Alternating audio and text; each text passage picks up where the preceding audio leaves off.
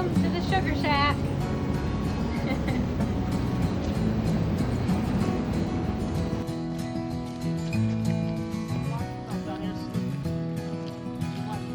That'll be fun to have on video. If one of us go down, yeah, or if I go down. The camera behind it.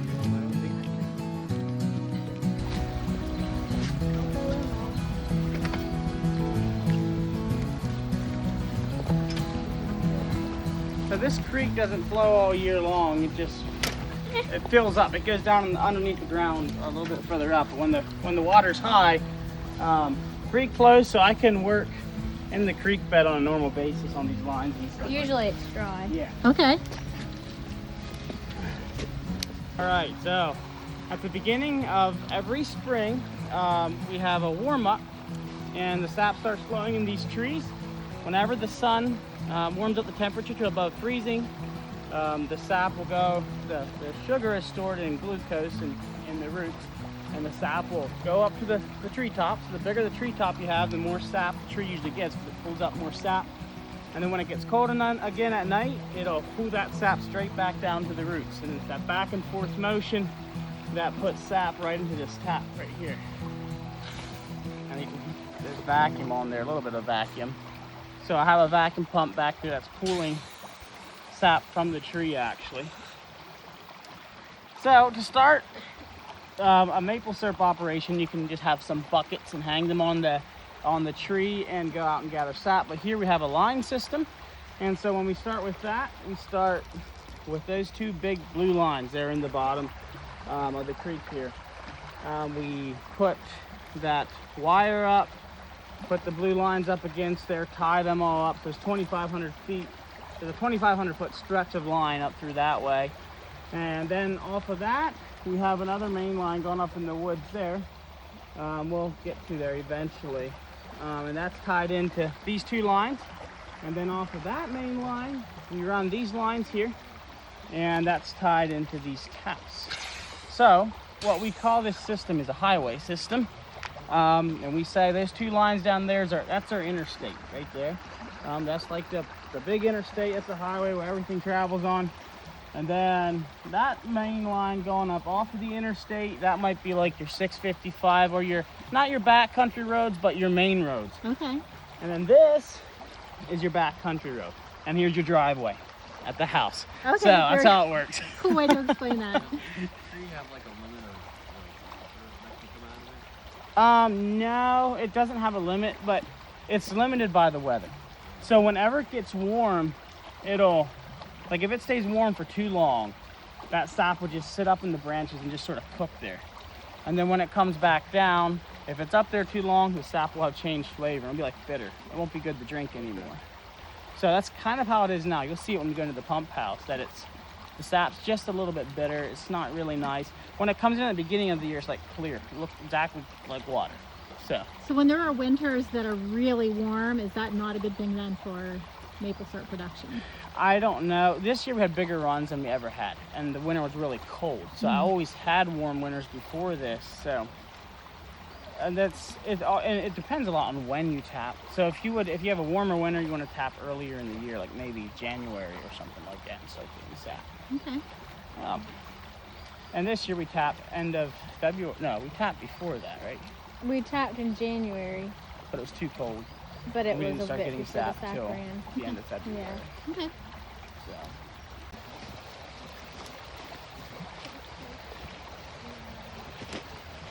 Vacuum coming into the line. So on our interstate there, that light blue line carries the liquid.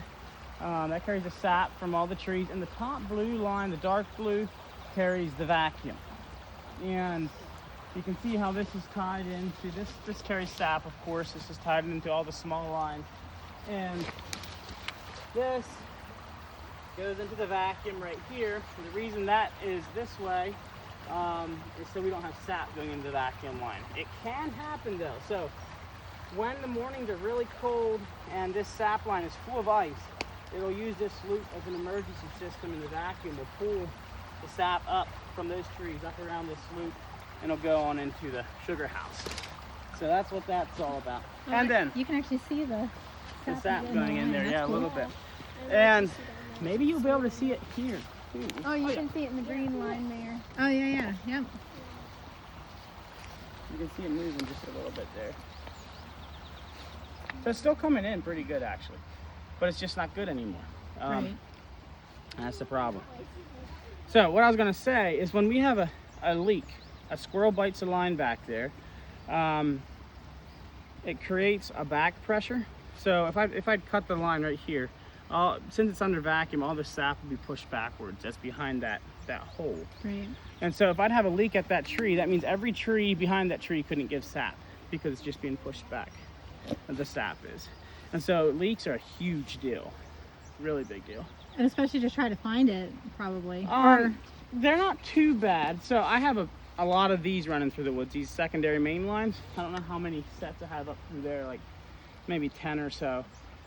So I'll just walk along this main line, and like I said, if there's a vacuum leak, it'll be pushing sap backwards. I'm pushing it forward like rapidly, and it'll just like be flying like through here really fast, like this little loopy. And then I know there's a leak there, and I'll just travel back that line until I find the leak. Do you have to do it for like certain trees or? Like tap certain trees? Yeah. Yeah, so the trees you want to tap are maple trees. And preferably sugar maples, because sugar maples are what give the highest sugar content, but any maple tree works. Any maple tree has sugar in it. And another thing is when you tap a tree, let me see if I can find any. Does anyone, like right here, if you come up here, you'll see previous year's holes. Here's one, there's one. So what the idea is here is every year we tap at a different place. This old hole creates a dead plug of wood about that long and about that wide. And dead wood doesn't give sap.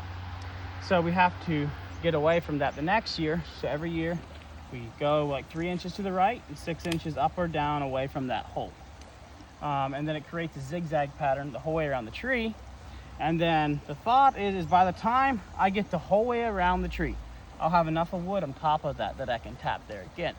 Okay. So that's why you don't put too many taps in a tree, because you'll run out of space very quickly if you put too many taps in a tree. Does it matter what height you do it on the tree? No, it doesn't. Anywhere you put it on the tree, there's sap. So you just go with whatever's easiest for you to work with? Pretty much. Well, I usually go with like chest height or something like that, but it has to be above this. Okay. Because it runs by vacuum, but you still need gravity to make it run. And you can see the sap's pulling a nice little line of sap out of You should show her the one that's just about healed up.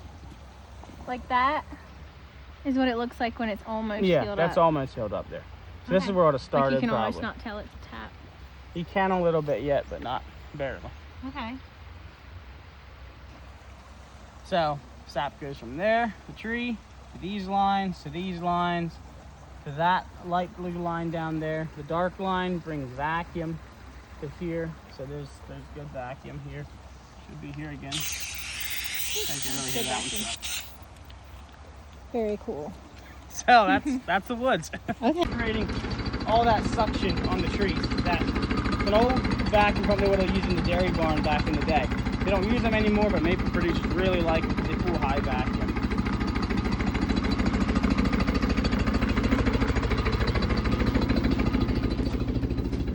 So, Piper, stay out of here. You're not supposed to come in places like this. Here's where the sap comes in. And we just washed these this morning, and look at the mold build up on there already. So that's because the sap is bad. That's what it does when it's bad. It's yucky.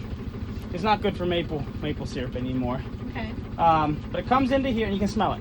Yes. You smell it? Yeah. It has a stink to it.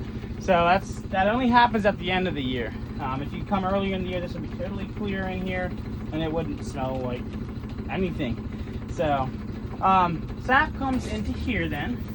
Comes into this contraption. It fills up one of these tanks. These tanks all work off of vacuum, so there's no electricity on this contraption here. Now there is on the pump, but not on this contraption. Sap pulls in, these little tanks fill up, and vacuum's coming in here. And watch what happens when I pull this plunger up. Now normally sap pushes the plunger up. Dumps out into the tank.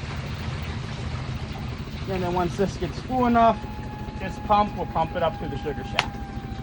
Is there a way to like purify it? So like. Well, you boil it.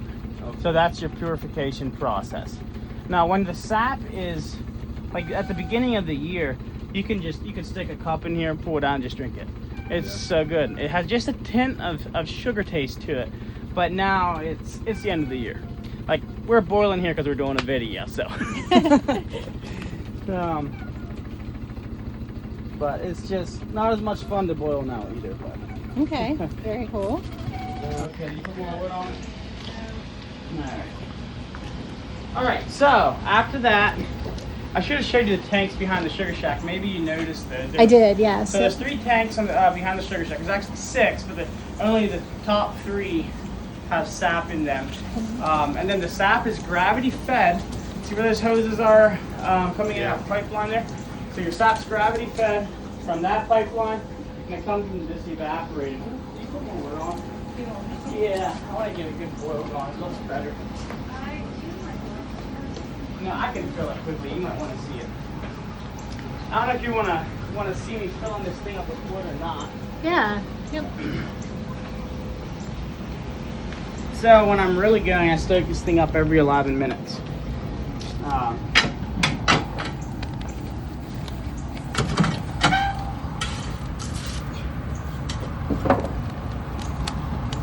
And I went through 2 semi-loads of wood, and this is the 3rd triaxle load here. So Wow. you go through a lot of wood. So a big part of the process is getting ready. So splitting wood, cutting wood. And that's another one of our selling points maybe, where wood-fired maple syrup. I think the wood fire gives a little better flavor. Okay.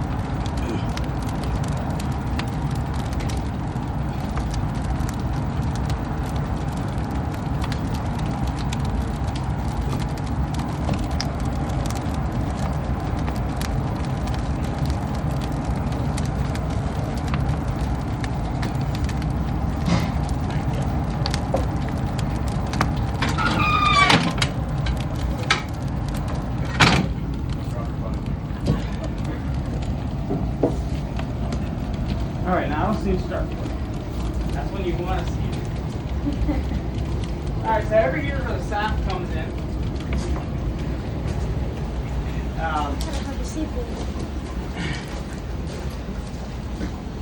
you see that dirty foam on top? Yeah. Then you have later year sap. Like at the beginning of the year, I'll be washing my pans. I wouldn't even need to wash them once a week. If you just boil every day, it'll keep them clean. But look how dirty they are now, and they were just cleaned Saturday.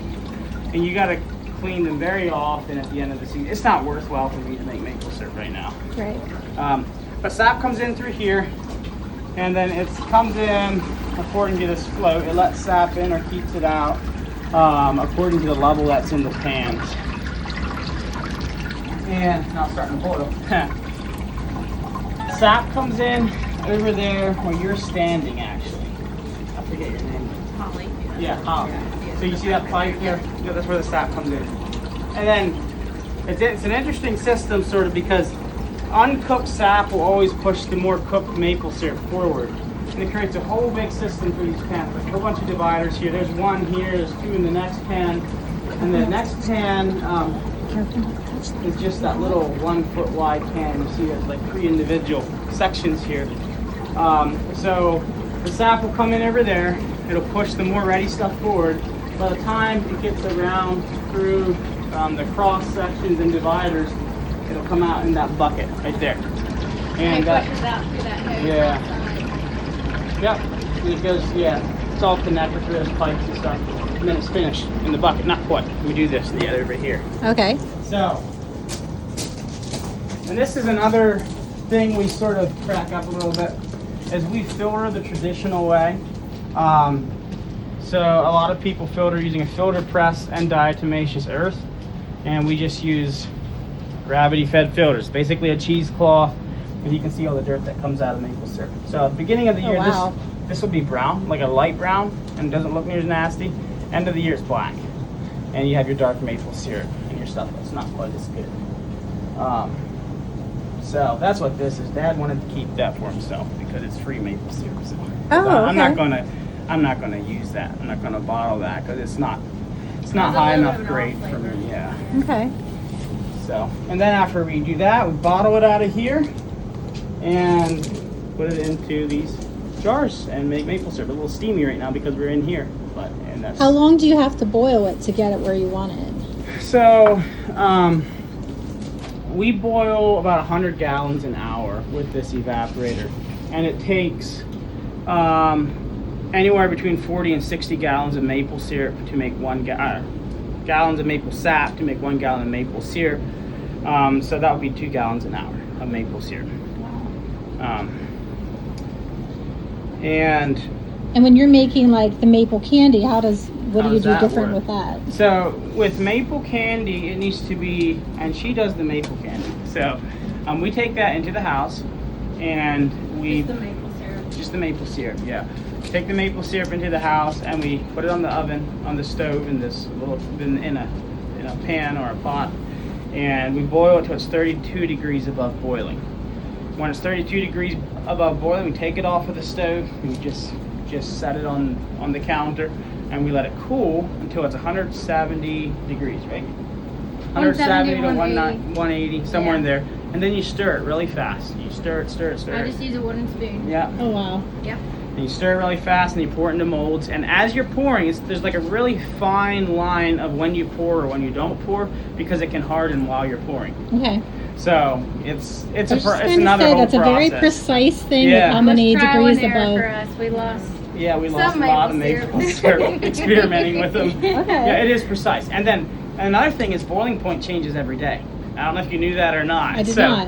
Because of barometric pressure, you'll have boiling point change from 210 to 214. Sometimes it's 212, but anywhere in there. So, Wow, that's Um, cool.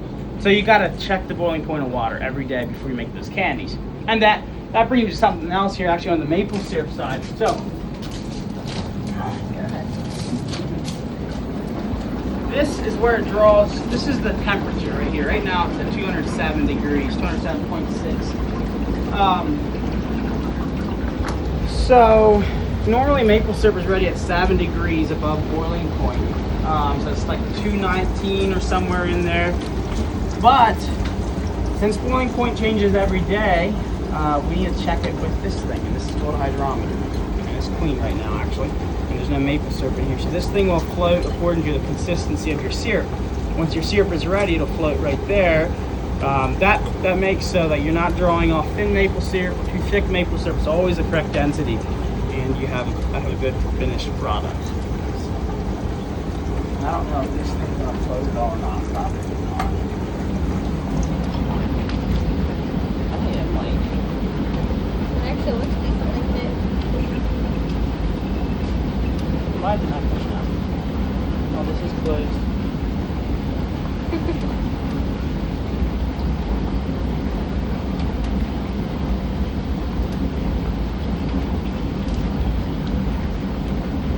How long is your season? Is it like just a 2 weeks? Yep.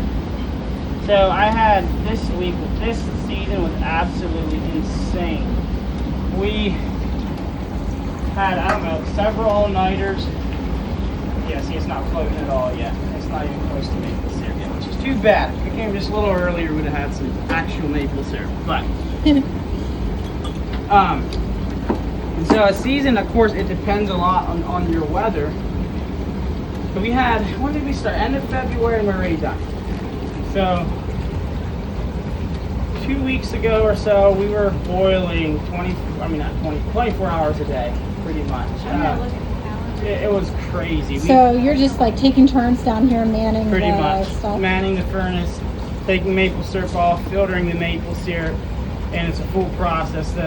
One night I got to bed at 6:30, 6 o'clock in the morning. Another night it was 5:30 in the morning. 12 o'clock, lots of 12 o'clock, 1 o'clock, 2 o'clock, first stuff like day that.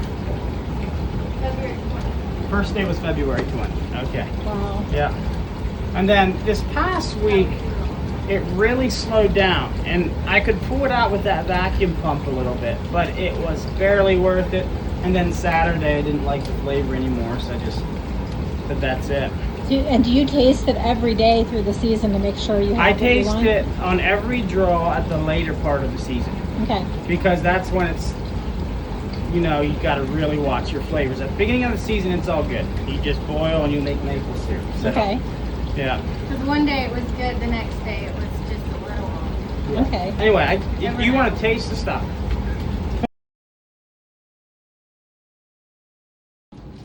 But I did start when I was your age, and I just had this. I actually did it on Mom's oven, and until I got kicked out of the house because what happens? What happens with maple syrup is when it's ready, and it'll like bubble up and cook and stuff. And so I fell asleep, and this thing just bubbled up and just over the stove and everything. It was a Sticky, mess. and when it's hot, it's like. Yeah, it Like wasn't a hard. good thing. So after It's that, no hard. more house boiling. So. So what made you made you Interested start in to be it. interested in that? Yeah. So when I was your age again, what's your name anyway? Makai. When I was Makai's age, You go back there. my teacher was in 9th grade, we go to a private school. He took some of us guys up to his brother's operation in New York, and he has probably now he has 35,000 taps out, which is huge still Wow. to me. And I really enjoyed it pretty much, and it's just they say like if you have sugar in your blood, you'll know it. So that's sort of what happened. What do you And- got? A sugar bug? Yeah. So I started making sugar. So that's how I got started. Very cool. Yeah. What would you say is the hardest thing about it? The hardest thing about making maple syrup, but right now I'd say the hardest thing is trying to make the numbers go in the right direction, because it takes a lot of money to do that. But it's also a lot of hard work, and the hardest work would be in the woods. The easy part is boiling maple syrup, filtering it, and bottling. The hard part is setting up that line system, getting that perfect, getting it sloped right, and all that stuff. Right. So. Is there sugar in your blood too? I'd say it's definitely getting there, Okay. yeah. I was, you know, in the thick of it, it's overwhelming. Yeah. You know, when you're up all night or whatever. Oh. I didn't stay up all night. No, I was, but yeah, you have to go to bed by yourself at least. yes, or Saturday when it, you know, when it changed, I was like, man, I'm gonna cry. This is sad. Yeah. You know, there's nothing you can do about it. No. Yeah. And another thing is that's a little. You have people come down here all the time just to see it, so it's great. But you get a little overwhelmed about that too sometimes. But, Yeah. Oh, I'm sure. Yeah. But it's good. We have a great time doing it. We absolutely love it. Yeah. And I know I saw your stuff at Center Grocery Yep. in Belleville. Where else can you buy it? Kish Street Produce. Kish Produce or Kish Street Produce. Kiss Street Kiss Street Produce. Produce. Yeah. It's there. It's down here at the Soul Country Store. And there's a new market that's going to be opening up in Reedsville. Oh, the one where owned the- by Reedsville Creamery. Yeah. Yes. Yeah. So I want to be having maple syrup there. Okay. And we're going to have a self-serve stand this year, sold at the Old Country Store, Kish Street Produce, Center Grocery, Gifts on Main in Belleville. There's a greenhouse down here, Salem Road Greenhouse. Oh, yeah. We sell it there. That's where we sell it, and festivals. Okay. That's what we are trying to get more into this year. If we can get into more festivals, we just got to get invites We'd and like figure to out where to have go. a self-serve stand just right out here at the end of the road. Yeah. Hopefully Okay. this year, we'll see. And do a lot of people come in here to buy them too during the season? During season. Yeah. But after season, everything's shut down out here. We're not even out here. Right. So, yeah. Okay. So. Do you leave your taps out all year, or do you come back and do that every year? So every year I need to replace the taps, but so here in about a week or two I'll be pulling all those out of the tree so they can heal up properly. Yeah. But the line system will stay up, and then that's when a lot of your damage happens. So during the winter you'll have deer; they'll just come in and they'll just chew on the lines. That's a lot of work. Yeah, yeah. And then every 3 years there's little driveways I was showing you. You know the driveway by the tree. Yeah. Every 3 years that needs to be replaced because you have bacteria build up over the years, grow in there. The more bacteria you build up you have in your lines, the sooner your hole will heal shut in your tree. Right. So it's just a lot of maintenance stuff that needs to happen pretty much. Okay. Very cool. Anyway, I didn't give you a taste of maple syrup. You have a spoon. Well, you I just see want a them- little drop. That's good. You're welcome.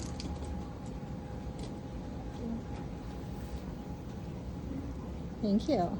Yep. And that's the darker stuff, so we'll let you have a sample How is it, of guys? that. All right. People ask that though. Thank you. Like when you put it, yeah. Yeah, Where is do there you added where do sugar? you put the sugar in? There's no sugar in it. This is Comes out of the tree like straight that. out of the tree. It's a miracle. I wonder who was the first person that was like, Indians, Americans. Supposedly they were walking through the woods one day and they find these icicles on these trees, on the maple trees, and they're sapsicles, and they eat them and they find out they're a little sweet. And so they started cooking down the sap. They'd use an axe and make this little V in the tree, and then they'd have the sap come out and they cook it and make it into maple syrup. They're the ones who discovered it. And basically the process has sort of evolved over time and become sort of what it is today. And I'm doing it like they did it maybe 30, 40 years ago yet. Okay. I'm not near, and it's not my mission necessarily to get huge. I'd like to have several more thousand taps and keep it local, sell local, keep it as local as possible, and have a good product and be fine with that. Because I do think you lose a lot when you commercialize anything. And maple syrup I would is, agree. some places it's very It becomes commercialized. like a factory then. Yeah. And it's not as fun, takes the fun out of it, and also, Thanks, sweetie. Milroy Maple, oh, here's another thing we do. We only use sap from these trees. So depending who you buy maple syrup from, it'll be a mixture of different maple syrups from maybe here or there, anywhere. Okay. But that's another thing with staying small. You'll be local based. So everything here is just Milroy trees. Yeah. So it's sort of Well, like a hobby slash. One Before- exception. One exception. So our maple syrup is. These candies we make, and we don't use our maple syrup because we feel like our maple syrup, people like our syrup. Mhm. So we do buy in maple syrup to make our candies, and we buy these candies to resell them. Okay. Yeah. But if you buy maple syrup from Milroy Maple, it's Milroy Maple syrup. That's what it is. It's from Milroy, so. Awesome. Well, thank you for taking the time to explain all Yeah. this. This was really interesting. Yeah. Because I had no idea. I knew you tapped the tree, and at some point, mean? Yeah. at some point, Yeah. stuff was boiled. So this Yeah, is I really definitely learned a lot after I got married. cool. Yeah, I I'm didn't know sure. much at Yeah. all. We have a little guy on the way to help us too, so. Oh, Yeah. congratulations! Thanks. Little Milroy Maple baby. Yeah. right next year.